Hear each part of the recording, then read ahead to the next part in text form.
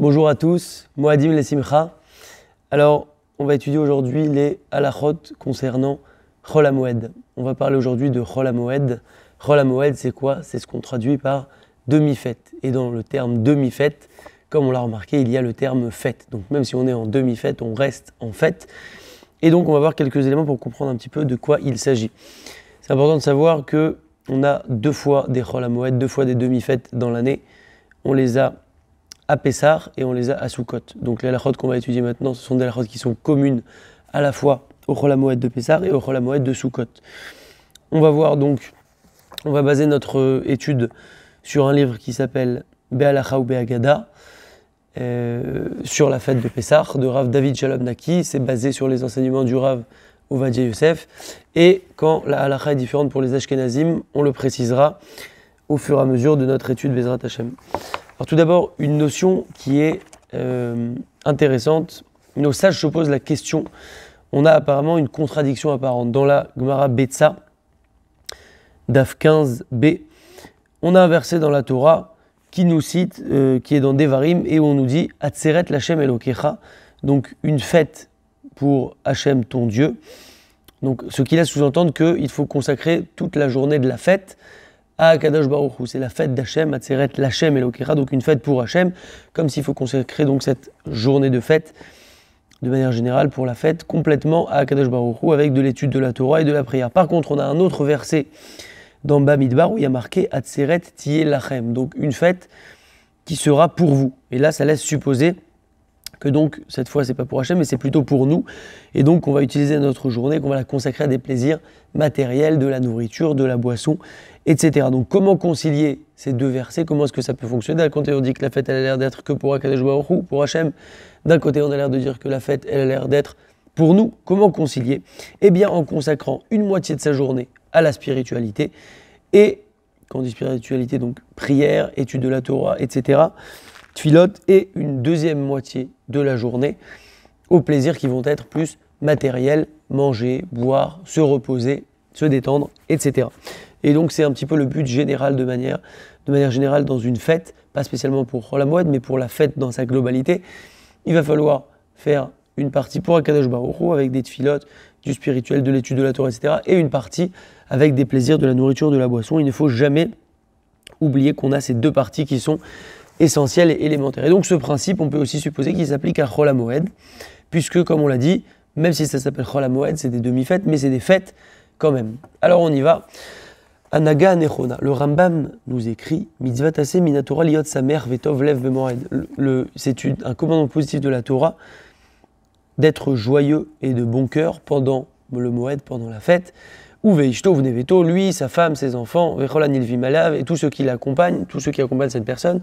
Ve'afal pi she'achela aussi bemoed mitzvah taseh. Et bien que la nourriture et la boisson pendant les fêtes sont une mitzvah taseh, c'est aussi un commandement positif de bien manger, de bien boire, etc. pendant les fêtes.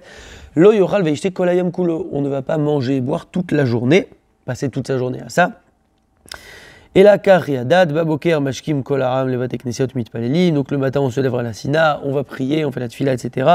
Chosem levatem veochlim, on revient à la maison, on mange. Veochlim levatem midrashot, korim, veshonim, adchatzi hayom. Ensuite, on retourne à la maison d'études, à la sina, on étudie, etc. On donne du temps à Kadosh Baruch Hu. Veachar chetzi hayom, mitpalelim, mincha vechosem levatem lechol velishtot, she'ar hayom. Ensuite, on va faire mincha et ensuite, on vient se détendre la journée. Donc, c'est un petit peu la même idée qu'on a vue au début. L'idée, c'est de bien voir ces deux parties. La partie pour Akadosh Baruch Hu avec de la prière, de l'étude, très important d'étudier pendant les fêtes, et l'autre partie qui va être plus de la détente, du profit matériel.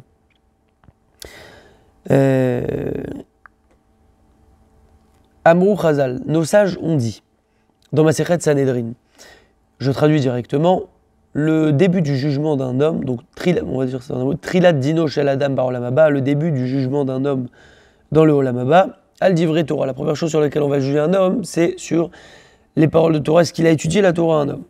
Vekatav a Pelei Yoetz. Et le Pelei Yoetz, il écrit, Rabbi Eliezer Papo, il y a un homme qui va venir avec une réclamation, il va dire, oui, mais moi, j'ai pas eu le temps d'étudier la Torah, j'étais préoccupé dans ma parnassa pour gagner ma vie, etc.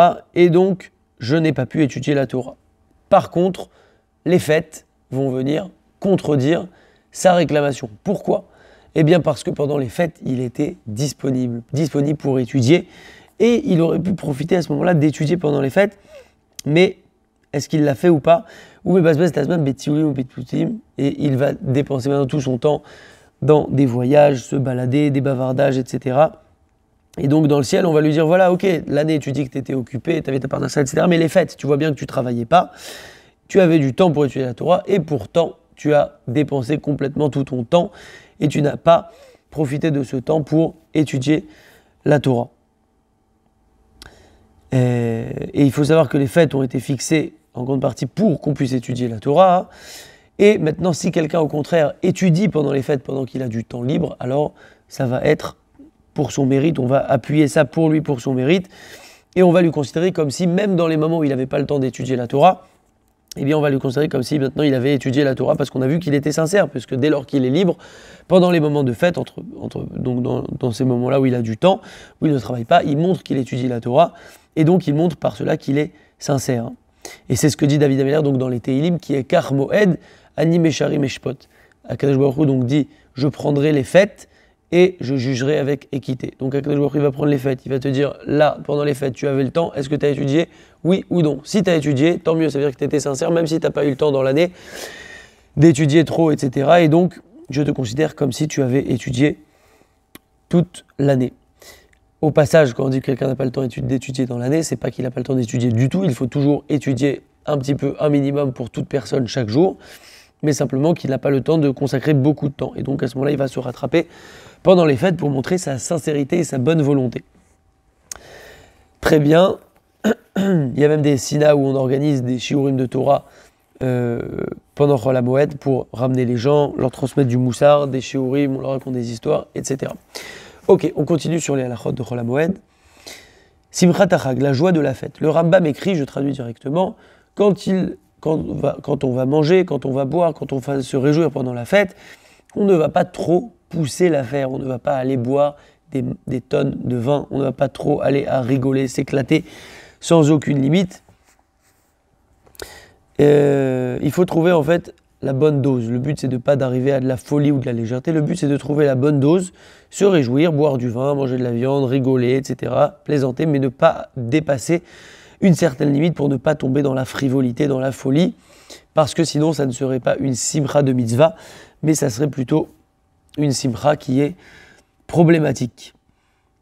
Nous, ce que Akadosh Baruch Hu nous a demandé, c'est de le servir dans la simcha, mais donc ça doit toujours rester dans un cadre positif de mitzvot, de Torah, pas de légèreté d'esprit et autres.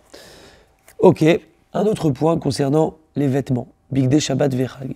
Donc les jours de Chol HaMoed, il faut les honorer avec de beaux vêtements, avec de bons mets, de la bonne nourriture donc, et avec des boissons particulières. Et pas comme certaines personnes qui s'habillent de manière complètement classique, comme un jour tout simple de l'année, de la semaine. Il n'est pas juste d'agir ainsi, parce que ce n'est pas le kavod de la fête, ce n'est pas le respect de la fête, il faut s'habiller particulièrement bien. Donc l'idée c'est pas forcément de se mettre en costume, mais l'idée c'est de rajouter quelque chose par rapport à l'habitude pour marquer le coup, pour montrer qu'on attache de l'importance à la fête, en l'honneur de la fête. Et nos sages ont dit, dans Avot, Amevazé et Amoradot, celui qui méprise les fêtes, Afalpi Sheyesh Be'ado Torah Ma'asim Tovim, même s'il a dans sa main de la Torah et des bonnes actions, El Lorelek Laolamaba, il n'a pas de part au monde futur. Et Rashi explique à Mévazé de quoi on parle quand on dit celui qui méprise les fêtes, de quoi on parle ici. On parle de celui chez Noach Bemoraïd Minag Chol Ba'achila Ushtia. C'est de quoi quelqu'un qui méprise les fêtes, de quoi on parle ici. On parle de quelqu'un qui se conduit comme un jour de semaine, un jour de Chol, dans sa nourriture, dans sa boisson. En fait, il ne marque absolument pas le coup. Il fait comme si c'était un jour de Chol alors que c'est un jour de fête. Et que, comme on l'a dit, il est important de prendre des repas particulièrement bons, des bonnes boissons, de la bonne nourriture, s'habiller d'une manière mieux que d'habitude, etc. Donc, le Sefer Achinour, qui est un Sefer qui nous explique les mitzvot dans leurs détails et comment les appliquer, etc., d'une manière assez simple. Donc, Misharche mitzvazo shel simchat hachag lefi shetevar adam nismor liprakim. Donc, concernant cette mitzvah-là, de se réjouir pendant la fête, et Chol HaMoed fait partie, comme on a dit, des fêtes. Donc, la nature de l'homme est de se réjouir par moment, de la même manière que l'homme va se nourrir par moment, va se reposer par moment, etc. il va se réjouir par moment. Et donc, Akadosh Baruch Hu, qu'est-ce qu'il a voulu faire? Il a voulu nous faire mériter. Et il nous a donc donné une mitzvah de se réjouir en son nom. On va profiter de se réjouir pour faire directement une mitzvah. C'est une mitzvah qu'on a. Et c'est un srout que Akadosh Baruch Hu nous a donné.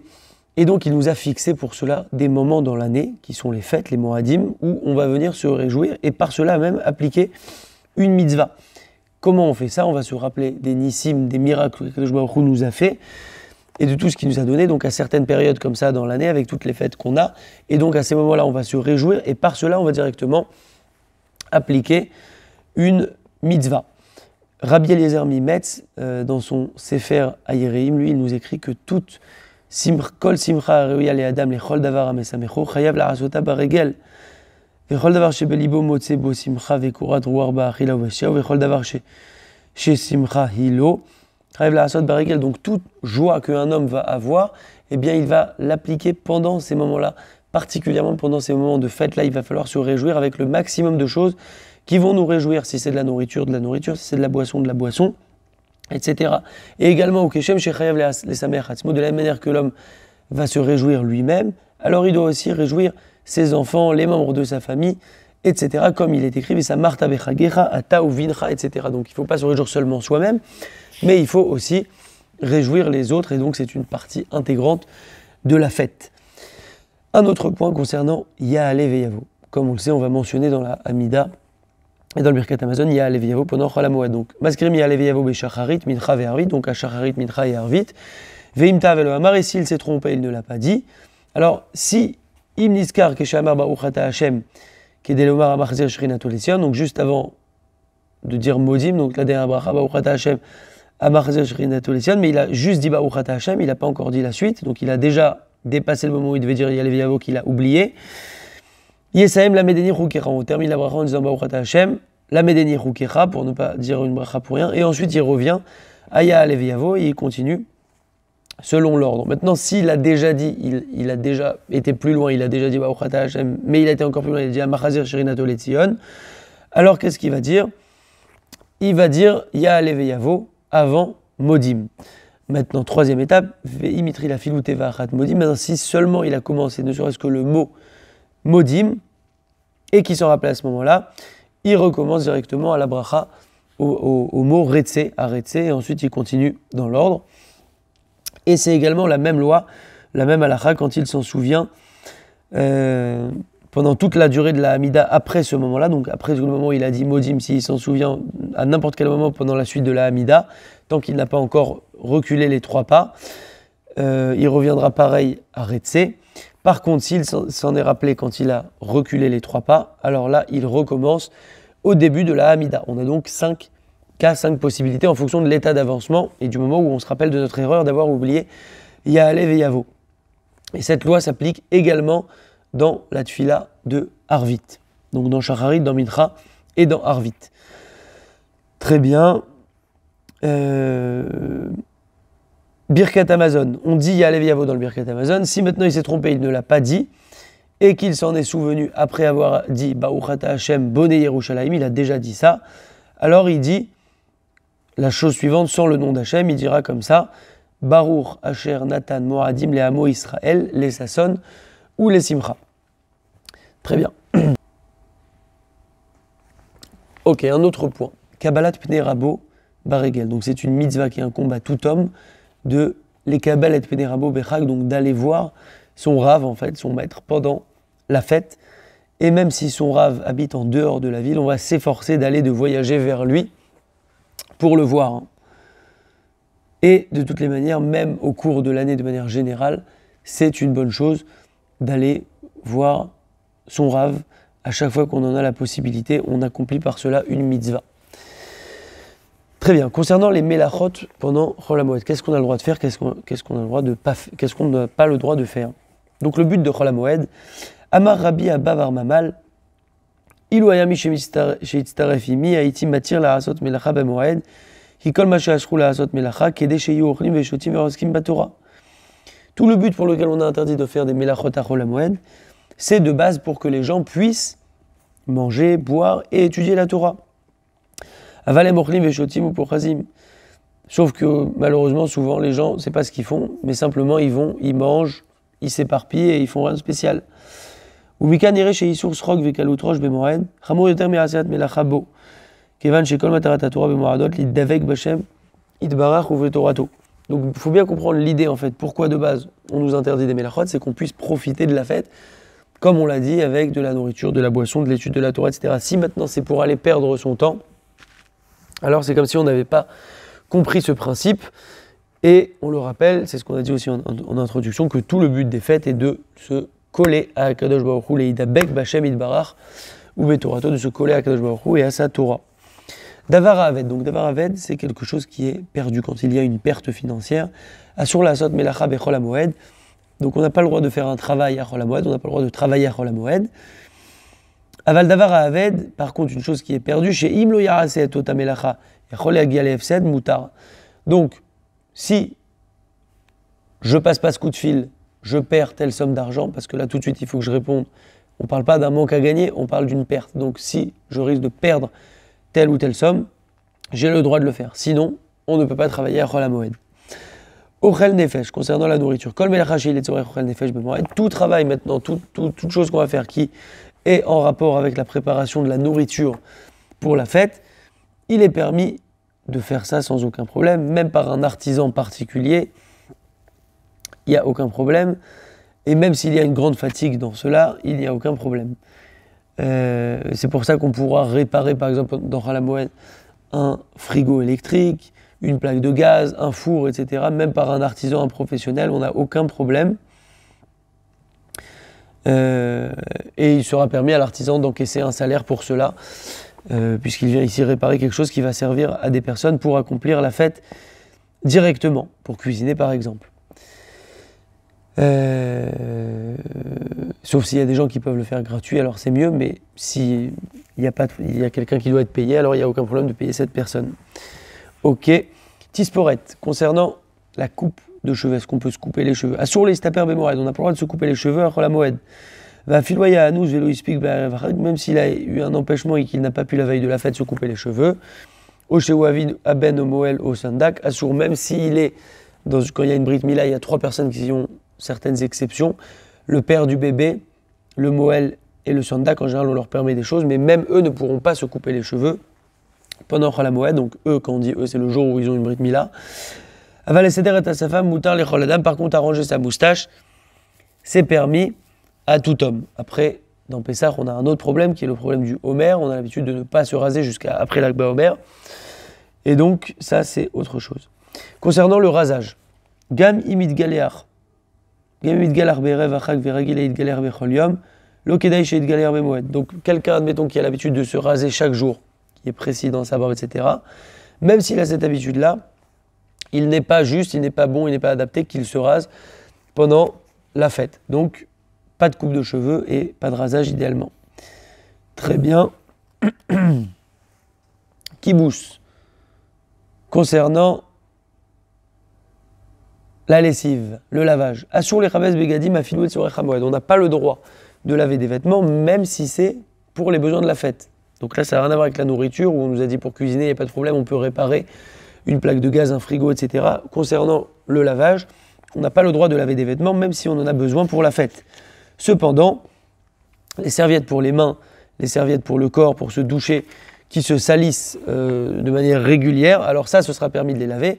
Également, la deuxième chose qu'on va avoir le droit de laver, la deuxième catégorie de choses, ce sont les vêtements des enfants, des petits-enfants, car ces vêtements se salissent très vite et on a l'habitude de les changer énormément de fois, donc on aura le droit de laver les vêtements d'enfants. Par contre, quand on lave les vêtements d'enfants, on n'a pas le droit de mettre en même temps dans la machine des vêtements d'adultes et de dire, bon, de tous les cas, je lance la machine, donc je peux laver ça en même temps. Non, on n'aura pas le droit de faire ainsi. Il y aura également un autre type de vêtements qu'on aura le droit de laver, les bigdezéa, les vêtements dans lesquels on va transpirer, comme des chaussettes, des maillots de corps, des caleçons, etc., des sous-vêtements, tout ce qui est collé à la peau. Comme ça se salit complètement et régulièrement avec la transpiration, c'est des choses qu'on change tout le temps. Si on n'en a pas d'autres pour les changer, si on n'en a pas assez, alors on pourra les laver à la machine à laver. Également, un autre cas, un vêtement qui s'est sali avec une tache, il est permis de le laver avec du détachant, puisque le détachant, ça ne va pas être comme une machine à laver, donc on aura le droit de nettoyer la tâche de manière locale. Très bien. Concernant le cirage des chaussures et le lavage du sol, Moutar les tsartser ne'alaim velishtof et arizpa bemoed, on a le droit de cirer des chaussures et également de laver le sol pendant Chol HaMoed, il n'y a aucun problème, puisqu'il ne s'agit pas ici d'un kibouss, il ne s'agit pas d'un lavage à proprement parler. Concernant les ongles, on a le droit de se couper les ongles à Chol HaMoed. Les Ashkenazim, eux, en revanche, se montrent marmirim là-dessus et ne se coupent pas les ongles. Très bien, réparer des lunettes, donc des lunettes qui se sont cassées pendant Chol HaMoed, on a le droit de les réparer, même par un artisan professionnel, il n'y a aucun problème. Très bien. Tfira, Giout, Tziloum, donc Tfira c'est de la couture, Giout c'est du repassage, Tziloum c'est de la photographie. Imusra Litfor Bigdo Bemoed, si on a besoin de coudre son vêtement pendant Chol HaMoed, et Ve'eno Amad B'mechet Tfira, et que la personne n'est pas professionnelle dans la couture, donc c'est pas quelqu'un qui est, c'est pas une personne dont c'est le métier, alors il lui est permis de coudre. Coudre un bouton, par exemple, c'est à la portée de tout le monde, elle pourra le faire, cette personne. Ou tard les gaz gadim, on a le droit de repasser des vêtements, il n'y a aucun problème. Et également, on a le droit de faire des photos avec un appareil photo pendant Chol HaMoed. Très bien. Tikkun rechev. Elle n'est taken rechev ma'aseh aman, donc il ne faut pas réparer une voiture par un professionnel, même si c'est pour transporter de la nourriture dont on a besoin, par exemple, pour la fête, etc., du moment qu'on a une autre solution pour amener cette nourriture pour la fête. Par contre, maintenant, une réparation qui ne nécessite pas un garagiste professionnel, comme par exemple changer une roue, alors ça, il n'y a aucun problème, on pourra le faire. Également, un autre cas, Tzarcher Rabim, donc c'est des besoins pour le public, pour plusieurs personnes, on a le droit de faire pendant Chol HaMoed, même par l'intermédiaire d'un artisan professionnel, tout ce qui est nécessaire pour la fête, dès lors que c'est une utilisation commune pour plusieurs personnes.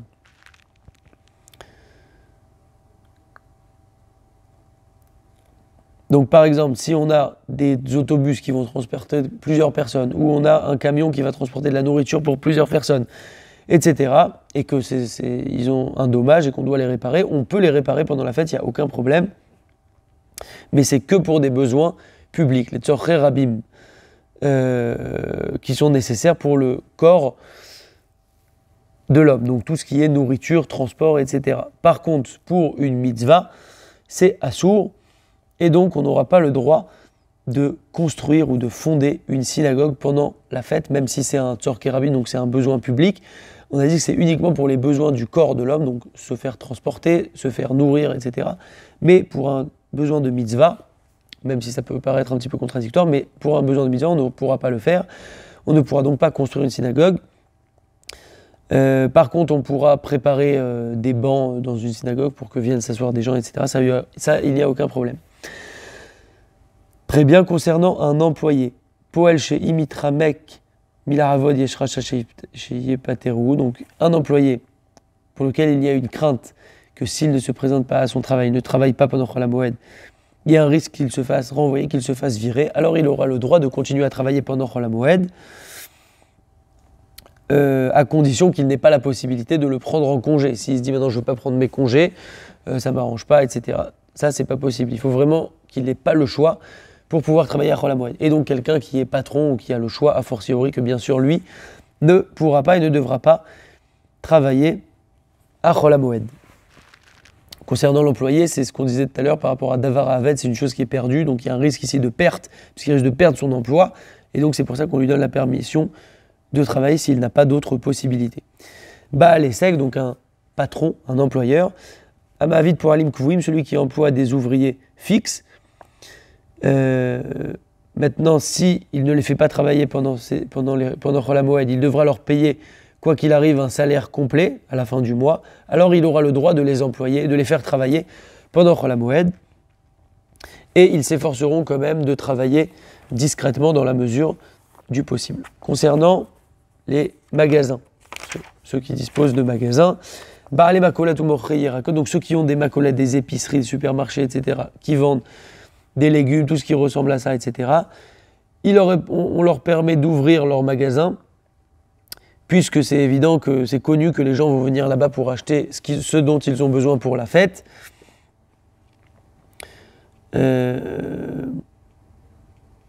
puisque tout ce qui est légumes, produits laitiers, etc., on sait que ça ne se conserve pas longtemps et donc que les gens ont besoin d'acheter sans cesse et même pendant la fête. Donc c'est connu et donc il n'y a pas de problème à ce qu'il reste ouvert pendant Chol HaMoed.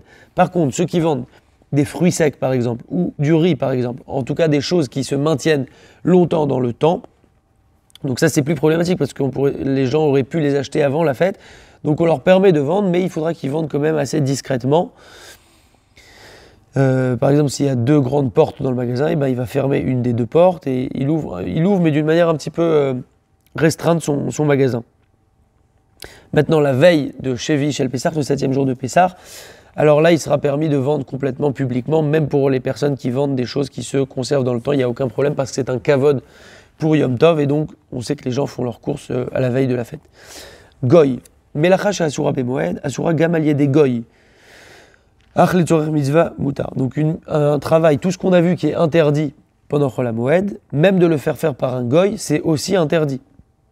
Par contre, pour un besoin de mitzvah, alors là, ça sera permis, on pourra faire cette melacha par un goy. Ktiva, le fait d'écrire. Ktiva regila shelanou, shelo makpi shetiem etu kenet veyafa, ou bemarchev. Donc aujourd'hui, écrire comme on a l'habitude au stylo ou taper à l'ordinateur, c'est ce qu'on appelle un maasé idiote et c'est permis. Pour le besoin de la fête, il n'y a aucun problème. Également, on peut donner aux petits-enfants à dessiner, colorier, etc. Il n'y a pas de problème.